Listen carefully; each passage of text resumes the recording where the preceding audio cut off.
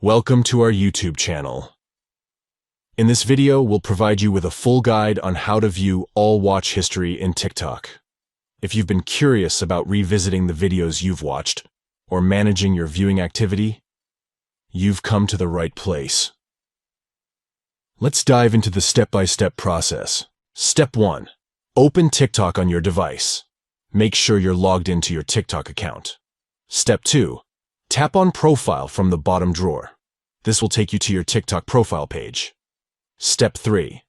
In the top right corner of the screen, tap on the 3 stacked lines. This will open the TikTok menu.